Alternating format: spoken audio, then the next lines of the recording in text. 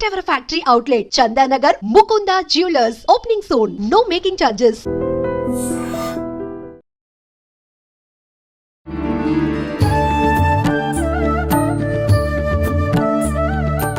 నమస్కారం, welcome to I dream. ధర్మ మార్గం విత్ విజిత కార్యక్రమానికి స్వాగతం. ప్రస్తుతం మనతో పాటు ఉన్నారు సౌర పీఠాధిపతులు హిమాలయ యోగి సద్గురు శ్రీ శ్రీ శ్రీ ప్రభాకర్ గురూజీ గారు. ఇప్పుడు వారితో మాట్లాడి మరిన్ని విషయాలు తెలుసుకుందాం. మనకున్న సందేహాలన్నింటినీ కూడా నివృత్తి చేసుకునే ప్రయత్నం చేద్దాం. హరి ఓం గురూజీ. హరి ఓం. ఓం శ్రీకశ్యపాత్మజం భానుం సహస్రకిరణోజ్వలం సర్వరోగహరం మిత్రం సూర్యదేవం ఉపాస్మే. ఓం శ్రీ గురుభ్యో నమః. చెప్పమ్మా. ఇప్పుడు నేను నాది అనే స్వార్థం కూడా ఉండాలని కొంతమంది చెప్తూ ఉంటారు. మరి అది ఎటువంటి సందర్భాలలో వర్తిస్తుందంటారు? ఇప్పుడు మీరు చెప్పిన దాన్ని బట్టి పరులకు ఉపకారం చేయాలి, ఎంతసేపు నేను నాది అనే స్వార్థమే ఉండకూడదు అని అర్థమవుతుంది. కానీ కొంతమంది చెప్తూ ఉంటారు కదా, నేను నాది అనే స్వార్థం. ఏ సందర్భంలో నేను నాది అనే స్వార్థం కూడా ఉండాలంటారంటే, అసలు పూర్తిగా తన వాళ్ళని వదిలేసి, తన కర్తవ్యాన్ని వదిలేసి, తన భార్య పిల్లల్ని గాలికి వదిలేసి వాడు మాత్రం లోకాల్లో సంచరిస్తూ లోకాన్ని ఉద్ధరించడానికి పోతానంటే కాదు.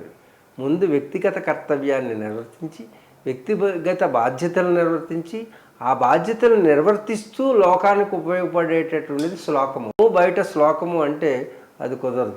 అందరూ సుఖంగా ఉండాలి, అందులో మనం కూడా సుఖంగా ఉండాలి అనుకోవాలి. కానీ నేనే సుఖంగా ఉండాలి, అందరిలో ఎలా ఉన్నా అందరూ నా సుఖం కోసం కోరుకోవాలనుకుంటే ఇది అధర్మం అవుతుంది. ఇప్పుడు శోకాన్ని కోరుకోకూడదు, ఎప్పుడు ఏడ్చుకుంటూ ఉండాలని కోరుకుంటామా? అలా కోరుకోకూడదు అన్నారు. మనం కోరుకున్నంత మాత్రానే శోకం వస్తుందా? మనం చేసుకున్న కర్మలను బట్టి మనం ఆనందపడుతున్నామా, బాధపడుతున్నామా, ఎలా ఉన్నాము అనేది దానిపైన ఆధారపడి ఉంటుంది. ఇప్పుడు నేను బాధపడకూడదు అనుకున్నంత మాత్రాన్ని నేను బాధపడకుండా ఉంటానా? ప్రారంధము ఆగామి సంచిత అని చెప్పుకున్నాం. ప్రారంధ కర్మ అంటే ఇప్పుడు నువ్వు అనుభవిస్తున్నది. అలాగే సంచిత అంటే ఇంకా నిలవ ఉన్నవి. మన రుణాన్ని బట్టే చూడు, బిడ్డ వచ్చిన ఎలా గొడ్డు వచ్చిన ఎలా అంటారు. ఇది సెంటిమెంట్ కాదు. బిడ్డ అంటే ఆడబిడ్డ, మన కడుపును పుట్టిన బిడ్డ, రెండు కూడా. బిడ్డ వచ్చిన వేళ అంటే నీ జీవితంలో మా పెద్దోడు పుట్టాడండి, అప్పటి నుంచి కలిసి వచ్చిందండి అంటారు. అయితే మా చిన్నోడు పుట్టిన దగ్గర నుంచి కొంచెం బ్యాడ్ పీరియడ్ స్టార్ట్ అయిందంటారు. నిజంగా కూడా టర్నింగ్ పాయింట్స్ ఇవి. నీ జీవితంలో ఒక గోవు ఇంట్లో ప్రవేశించిన వెంటనే వాడు గో సంపద పెరిగిపోయింది. ఇదివరకు డబ్బు కాదు, బ్యాంకులో నిల్వలు కాదు, ఎన్ని ఆవులు ఉన్నాయో వాడంత కోటీశ్వరుడు. గోవులే సంపద, పశు సంపద. పశువు వచ్చిన వెంటనే, అది ప్రవేశించిన వెంటనే అన్ని సూడివై అన్ని సంతానము వృద్ధి చెంది ఆ గోవుల యొక్క మంద పెరిగేది. గోవుల మందనే కట్టంగా ఇచ్చేవారు పూర్వం. నువ్వు ఉత్తర గోగ్రహణం, మహాభారతంలో ఉత్తర గోగ్రహణం అనేటువంటి కథ ఉంటుంది. వాడి సంపదలన్నీ కోల్పోవడం అంటే గోవులను ఎత్తుకుపోవడం. అందుకు గోవు ఎందుకు సంపద? దుక్కు దున్నాలంటే గో సంతతి కావాలి, పేడ ఉండాలి, నేలకు బలం కావాలంటే. నేలకు బలం ఉంటేనే సంపద వస్తుంది. సంపద ఒకటి తిండి దాని నుంచి వస్తుంది, గడ్డి దాని నుంచి వస్తుంది, పాలు దాని నుంచి వస్తాయి. అన్ని ప్రోడక్ట్ ఒక ఆవు నుంచే వస్తుంది మనం సంరక్షించడం. అందుకే గోవే సర్వశ్రేష్టమైనది మనకి. అందుకే గోమాత యొక్క సంతతి వల్లనే ఈ భూమి వృద్ధి చెందుతుంది, లేకపోతే సర్వనాశనం అయిపోతుంది. అందుకే గోవుని కాపాడుకోవాలి, గోరక్షణ చేయాలి అంటే. అంచేత పశువు వచ్చిన వేళ విశేషం చేత అందుకే మన గృహప్రవేశానికి కూడా మన ఇంట్లోకి ఆవుని తీసుకువెళ్తాం. ఆవు మీ ఇంట్లో దరిద్రం కానీ నెగిటివ్ ఎనర్జీ కానీ ఉంటే అడుగు పెట్టదు. ఆవు అడుగు పెట్టదు మీ ఇంట్లోకి, దానికి తెలిసిపోతుంది. ఆ దుష్టశక్తుల ప్రభావం ఉన్నటువంటి ఇంట్లోకి గోవు అడుగు పెడతాయి. ఒకవేళ దుష్టశక్తులు బలీయంగా లేకపోతే ఆవు అడుగు పెడితే ఆ బలహీనంగా ఉన్న దుష్టశక్తులు దూరం అయిపోతాయి. ఒకవేళ ఆవు మూత్రం కానీ అక్కడ దాని గోమయం కానీ వదిలినట్టయితే మరింత శ్రేష్టమైనటువంటి ఇల్లు అని మనం గుర్తించవచ్చు. ఈరోజు ఇచ్చినటువంటి ఆధునిక టెక్నాలజీ ద్వారా ఉన్నటువంటి నెగిటివ్ వైబ్రేషన్, ఈవిల్ ఫోర్సెస్ని కూడా నువ్వు గో ఉన్న చోట ఈవిల్ ఫోర్సెస్ ఉండు. ఎందుకంటే ఆవు ఆక్సిజన్ పీల్చి ఆక్సిజన్నే వదులుతుంది. ఈ సృష్టిలో ఏ జంతువు కూడా. అందుకు గో సంపదని పెంచుకున్నవాడు కుష్టి వ్యాధి వచ్చినప్పుడు ఈ ఆవు నెమరు వేసేటప్పుడు ఆ నురుగును కనుక రాస్తే చర్మ వ్యాధులన్నీ పోతాయి. ఎటువంటి ఎలాంటి చర్మ వ్యాధులైనా సరే పోతాయి. ఉమ్, అందుకని ఆవు అనేక రకాలైనటువంటి రోగాలను తగ్గిస్తుంది, యోగాన్ని కలిగజేస్తుంది.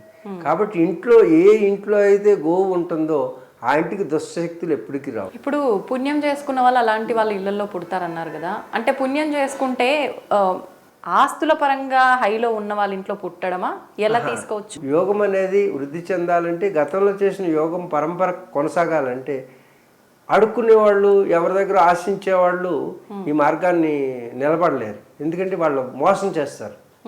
ఆధ్యాత్మికతను పోషించాలంటే తాను ఏది ఆశించిన వాడై ఉండాలి.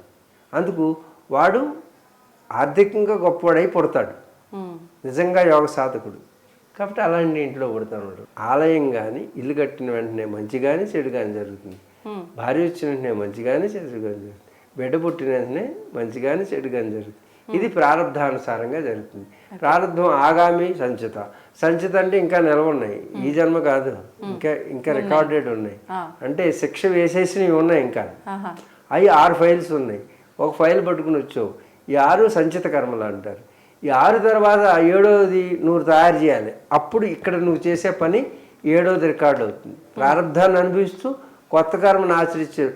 నాకు ఈ బాధ వచ్చింది కాబట్టి ఈ రోజైనా నేను తిన్నగా ఉండి చక్కటి పనులు చేద్దాం, దానం చేద్దాం, ధర్మం చేద్దాం, యజ్ఞం చేద్దాం, యాగం చేద్దాం, సత్పురుషులతో సాంగత్యం చేద్దాం, దుష్టులతో చేయకూడదు అని ఇప్పుడైనా నువ్వు కనుక మంచి పనులు చేస్తే ఇది 7వ ఫైల్గా తయారయ్యి అది ప్రారంభం అవుతుంది తర్వాత.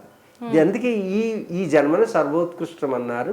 మానవ జన్మ సర్వోత్కృష్టం ఏంటంటే ఇది ఉభయపది. భూమి మీదే మాత్రమే నీకు ఈ 2 పుణ్యము పాపము క్యాలిక్యులేట్ అవుతాయి. భూలోకంలో భూర్లోకం, శుభ్రలోకం, మహర్లోకం, జనలోకం, తపోలోకాల్లో ఎక్కడా పుణ్యపాపాలు, దేవతల పుణ్యపాపాలు ఉండవు. వాళ్ళు కేవలం అనుభవించడమే. దేన్ని? పుణ్యాన్ని. అంటే వాళ్ళకు పుణ్యం మూట కట్టుకుంటేనే వాళ్ళు దేవతలుగా మారారు. ఇంకోటి దేవత. ఇప్పుడు మనకున్న 4 యుగాల్లో మొదటి యుగంలో మొత్తం దేవతలే ఉన్నారు కదా. దేవతలు ఎవరు లేరు, మనుషులు ఉన్నారా? మానవులు ఎందుకు లేరు? సత్యహరిశ్చంద్రుడు వీళ్ళందరూ రాజులు కదా. ఇప్పుడు సూర్య భగవానుడు వంశం, సూర్య భగవాన్ నుంచి ఇప్పుడు బ్రహ్మ దగ్గర నుంచి కశ్యపుడి నుంచి సూర్య భగవాన్ నుంచి వచ్చినటువంటి వాడు మనువు నుంచి ఇక్ష్వాకుడు. ఆ ఇక్ష్వాకుడు నుంచి రాజు మొదలయ్యాడు రాజ్యం పరిపాలన. ఇక్ష్వాకు కుల తిలక ఇకనైనా వినవయ్య అనే పాట ఉంది కదా. ఇక్ష్వాకు కులం నుంచి మొదలైంది, అర్థమైంది. ఇక్ష్వాకు, దిలీపుడు, రఘువు, సగరుడు, వీళ్ళందరూ, తర్వాత అజుడు, దిలీపుడు, రఘువంశ చరిత్ర, వీళ్ళందరూ రాముడు సూర్య భగవాన్ నుంచి పుట్టినటువంటి వాళ్ళు. సూర్యవంశం అక్కడి నుంచి రాముడు వచ్చాడు అనమాట. అర్థమవుతుంది. ఇన్ని తరాల చరిత్ర ఉంది మనకి. రాముడు పుట్టడానికి వాళ్ళ ఈ తాత ఎవరో నీకు తెలియదు, ముత్తాత తెలియదు. ఇప్పుడు రాముడికి తాత ముత్తాతలు కాదు, ఇప్పుడున్నటువంటి వాళ్ళు రాముడి యొక్క సంతానం ఇప్పుడు కూడా ఉన్నారు. అశోక్ గెహ్లాట్ వీళ్ళు కూడా లవకుశుల యొక్క సంతానం. ఇప్పుడు సెంట్రల్ మినిస్టర్ చేసినాడు. ఆల్ డిఎన్ఏ అదంతా వంశ చరిత్ర రాముడి దగ్గర నుంచి, సూర్యుడు భగవానుడి దగ్గర నుంచి ఉంది. ఇది భారతీయ సనాతన సాంప్రదాయం యొక్క విలువలు. కానీ ఆయన లోక కళ్యాణం కోసం మానవ అవతారం ఎత్తి ఇక్ష్వాకుడి దగ్గర నుంచి అందరూ దైవం నుంచి పుట్టినటువంటి ఈ లోకంలోకి వచ్చి మానవులు అయినటువంటి వాళ్ళు. మనం అందరం దైవ సంతానమే. భారద్వాజ గోత్రం అంటే భరద్వాజ మహర్షి యొక్క బ్రీడ్ డిఎన్ఏ భరద్వాజుడికి ఏది ఉందో నీకు అదే ఉంటుంది.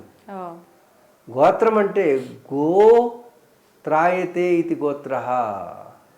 గోత్రం తెలియనివాడు సనాతనీయుడు కాదు, గోత్రం ఉన్నవాడే సనాతనీయుడు. గోత్రం లేదంటే సనాతనీయుడు కాదు.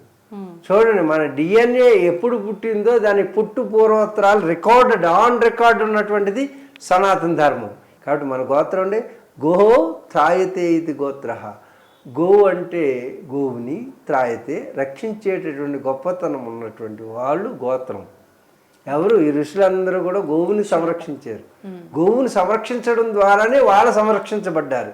అలాంటి సంతతికి సంబంధించినటువంటి గోత్రం కలిగినటువంటి వాళ్ళం మనం. మొదటి యుగంలో మొత్తం ధర్మమే ఉంది 4 పాదాల్లో అంటారు కదా, మరి మొత్తం 4 పాదాల్లో ధర్మమే ఉన్నప్పుడు అక్కడ అధర్మం ఎక్కడా లేదు. అధర్మ మార్గంలో వెళ్తేనే మనం కొంత కర్మ మూట కట్టుకొని మరొక జన్మ తీసుకొని అది అనుభవిస్తాము. మరి ఇక్కడ ఎటువంటి అధర్మమైన కర్మలు చేయనప్పుడు మరుసటి జన్మకు ఎవరు క్యారీ ఫార్వర్డ్ అయ్యారు, ఇక్కడ అధర్మం ఎందుకు మొదలయ్యింది, అది ఎలా అర్థం చేసుకోవచ్చు అంటారు? రాత్రి పగలు అంత సహజము, మంచి చెడులు అంతే సహజం. ఇప్పుడు కృతయుగంలో ధర్మం 4 పాదాలు ఉంది. 4 పాదాల నుంచి 3 పాదాలకు ఎందుకు దిగజారిందంటే దాంట్లో కొంత కల్తీ జరిగింది కాబట్టి అప్పుడు ఫిల్టర్ చేస్తే ఇక్కడ 3 పాదాలకు వస్తుంది.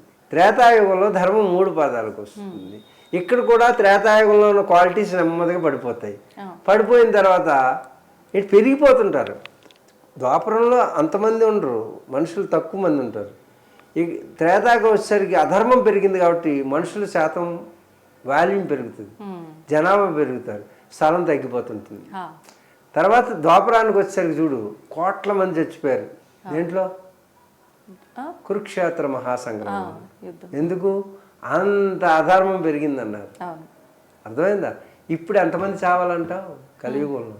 ఎలా తరిగిపోతారంటారు? విపత్తులు ఇప్పుడు జరుగుతున్న మెగా భూకంపాలు వస్తాయి, సునామీలు వస్తాయి, అలాగే టార్నడోస్ వస్తాయి, అగ్నిపర్వతాలు పగులుతాయి, ఉల్కాపాతాలు జరగవచ్చు, అలాగే యుద్ధాలు జరగచ్చు.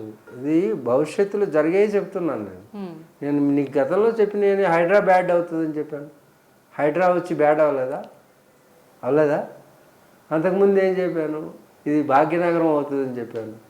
అంటే భాగ్యనగరం అంటే అప్పుడున్న నగరం ఎలా ఉందో అలా అవుతుంది, ఇప్పుడున్న నగరం కాదు. అంటే అప్పుడున్న చిన్న చిన్న ఇళ్ళు, మైదాన ప్రాంతం రేపు కాబోతుంది అని సూచనప్రాయంగా చెప్పాను నేను. పెద్ద పెద్ద బిల్డింగ్లు ఏమి ఉండవు. 450-500 కిలోమీటర్ల వేగంతో గాలి వీసవచ్చు, వీస్తాయి అని పూర్తిగా చెప్పట్లేదు నేను. ఇవన్నీ కూడా జరగవచ్చు. అన్నీ అంటున్నారు. భవిష్య ప్రణాళిక మాకు ఉంటుంది. అంటే భవిష్యత్తులో ఏం జరుగుతుందో ఒక గ్రంథం ఉంటుంది అన్నమాట, భవిష్య మాలిక. ఇప్పుడు కరోనా వైరస్ లాంటి వైరస్ రాబోతుంది. 84 వైరస్లు ఇంకా వెయిటింగ్ చేస్తున్నాయి. 84 దానివల్ల ప్రమాదాలు ఉన్నాయి. ఇవన్నీ ఉంటుంది. ఇది న్యాచురల్ ప్రాసెస్ అమ్మా. నీ పరిణామ దశలు అంటున్నాను. ఇవేమి పెద్ద విపత్తులు కాదు. విపత్తులు కూడా నీ పరిణామ దశలో ఒక భాగం. అంతేగాని ఈ విపత్తులు ఇంతకు ముందు రాలేదు, గతంలో రాలేదు. ఇప్పుడు మహాభారత యుద్ధంలో కోట్లాది మంది చచ్చిపోయారు. 18 అక్షముల సైన్యం దాంట్లో పాల్గొన్నవాళ్ళు. మిగిలిన వాళ్ళు ఎంతమంది? కోట్లాది మంది. అలాంటి షష్టగ్రహ కూటమే ఈ ఉగాదికి వచ్చింది. అప్పుడు మహాభారతంలో షష్టగ్రహ కూటమే ఇప్పుడు వచ్చింది. అంటే కోట్ల మంది చచ్చిపోతారు. చైనా అనేటటువంటిది 5% మిగులుతారు. ఇంకా నీకు 35 కోట్ల మంది మిగులుతారు ఈ భారతదేశంలో. ఎందుకు? ధార్మికమైనటువంటి ఒక వ్యవస్థ ఉంది, సనాతన ధర్మం ఉంది. అర్థమవుతుందా? చైనా 5% మిగులుతుంది. అమెరికా లాంటి దేశాలు తుడిచిపెట్టుకుపోతాయి. కానీ అమెరికా అనేది ఉంటుంది. అమెరికా తర్వాత మనకు సపోర్ట్ వస్తుంది. ఇప్పుడు ప్రపంచ యుద్ధం మొదలైన వెంటనే మన భారతదేశానికి ఎవరు సపోర్ట్ రాడు, ఒక్క ఇజ్రాయెల్ తప్పితే. ఒక్క ఇజ్రాయెలే మనకు తోడుగా ఉంటారు. తర్వాత జపాన్ వస్తుంది, మళ్ళీ రష్యా తిరిగి మనకు వస్తుంది, అమెరికా సపోర్ట్ వస్తుంది, లండన్ సపోర్ట్ వస్తుంది. ఇవన్నీ కూడా సపోర్ట్ వచ్చిన తర్వాత సనాతన ధర్మం మొత్తం ప్రపంచం అంతా వెళ్తుంది. 2032 తర్వాత మొత్తం అంతా సనాతన ధర్మం. ఏ మతం ఉండదు ఇక, ఏ మతం వల్ల ఉండవు ఇక, ఓన్లీ సనాతన ధర్మం ఉంటుంది. సనాతన ధర్మం అనేది ప్రపంచవ్యాప్తం అవుతుంది. భూమండలం అంతా సనాతన ధర్మమే అవుతుంది. ఇంకొక 7 సంవత్సరాల తర్వాత ఇది 7 సంవత్సరాల తర్వాత 32వ సంవత్సరంలో చైత్ర మాసంలో శుక్లపక్షంలో చతుర్థి తిథిలో శుక్రవారం రోజు నుంచి 7 రోజులు రాత్రి పగలు వర్షం పడుతుంది అని భవిష్య మాలిక చెబుతూ ఉన్నది. అఘోరి గురించి మామూలుగా అసలు అఘోరీల సాధారణ లక్షణం ఏంటో తెలియజేయండి. ఇప్పుడు జరుగుతున్న ఒక అఘోరి గురించి మనం చూస్తున్నాము. వివాహం అని చెప్పి, శారీరక సంబంధాలు ఉన్నాయని చెప్పి రకరకాలుగా. నిజంగా అఘోరీలకు అలాంటి సంబంధాలు ఉంటాయా? ఎవరికైనా సంబంధాలు పెట్టుకోవచ్చు, సాధనకు అంతరాయం కాకపోతే. సాధనలో అంతరాయాలు ఏర్పడేటువంటి ఎలాంటి సంబంధమైనా అక్రమ సంబంధం అవుతుంది. కాబట్టి భోజనం చేసినా అది సాధనకు అంతరాయం కలిగితే అది స్త్రీతో అక్రమ సంబంధం పెట్టుకుంటే అంతో ఇది కూడా అంతే. కాబట్టి ఇప్పుడు అఘోరా అనేది ట్రాన్స్జెండర్ అని తెలిసిపోయింది. అప్పుడేమో బట్టలు లేకుండా తిరిగింది అన్నారు, నేనేమో బట్టలు కట్టాను. ఒలువులు లేవంటే ఒలువులు. ఈ మధ్య నేను అదేదో అమ్మాయిని తీసుకెళ్ళారంటే నాకు 100 సార్లు చెప్పి ఆ అమ్మాయి నేను 3 నెలలు 4 నెలల నుంచి మాట్లాడలేదు ఎప్పుడు. ఎందుకంటే ఈ కాంట్రవర్సీగా తయారవుతుంది మీడియాలో అనేసి నేను ఇంకా వదిలేశాను. వదిలేసి తను ఏడుస్తూ మెసేజ్లు పెట్టింది నిన్న. పెడితే నేను మళ్ళీ మాట్లాడాను. బాపు అంటది, తండ్రి అంటది, మీ ఆజ్ఞ ప్రకారం నేను ఏం చేయాలని చేస్తాను, మీ మాట మన్నిస్తాను, నేను సొంతంగా నిర్ణయాలు తీసుకోను అని ప్రమాణం చేసిన తర్వాత నేను మాట్లాడాను. ఇప్పుడు కూడా మీడియాలో మాట్లాడింది. మాట్లాడితే ఏం చెప్పింది, మీ ఆదేశ ప్రకారం నేను ఎప్పుడు కూడా ఈ అమ్మాయిని దగ్గర చేర్చుకోను, అలా అయితే నేను మాట్లాడతాను. ఒక సాధకుడికి కూడా అమ్మాయి ఉన్నది అంటే అది లోకం హర్షించదు. నువ్వు పురుషుడివా స్త్రీవా అనేది కాదు. తల్లిదండ్రుల యొక్క ఆజ్ఞ లేకుండా ఎవరూ సాధన చేయకూడదు. తల్లి తండ్రి జన్మనిచ్చారు కాబట్టి ఆ తల్లిదండ్రులకు మాత్రమే హక్కు ఉంటుంది, గురువుకు కూడా హక్కు ఉండదు. తల్లిదండ్రుల యొక్క అనుమతి ఇచ్చిన తర్వాత గురువుకి తప్ప తల్లిదండ్రులకు హక్కు ఉండదు. ఇది అఘోరాకి చెప్పి ఆ పిల్లని అక్కడ అప్పచెప్తే నేను నీతో మాట్లాడతాను అని చెప్పాను. ఆ పిల్ల ఎప్పుడైతే లోకం అంతా కూడా ఇది తప్పు అంటుందో ఆ తప్పుని, ఆ విలువలను సరిచేయడానికి ఆ రోజు విలువలను సరిచేశాను, ఈరోజు విలువలను సరిచేసి మళ్ళీ అఘోరాన్ని కాశీకి పంపించి అక్కడ 3 రోజులు సాధన చేయించి తర్వాత మిగతా పనులు చేయడానికి వెళ్ళమని చెప్పాను. ఇది జరిగింది. ఇప్పుడు ఆ అమ్మాయికి హెచ్చరిక టీవీ ద్వారానే చెప్పించాను. ఆ అమ్మాయి తల్లిదండ్రుల యొక్క అనుమతి లేకుండా అఘోరా దగ్గరికి వెళ్ళకూడదు. అఘోరా దగ్గరికి వెళ్ళాలంటే తల్లిదండ్రులను తీసుకొని వెళ్ళి అప్పచెప్తేనే మాత్రమే యాక్సెప్ట్ చేయాలి అని చెప్పి అఘోరాకి చెప్పాను. ఇది జరుగుతుంది. మీరు కంగారు పడకండి ప్రేక్షకులందరూ. నమస్తే మాంజలి. ధన్యవాదాలు.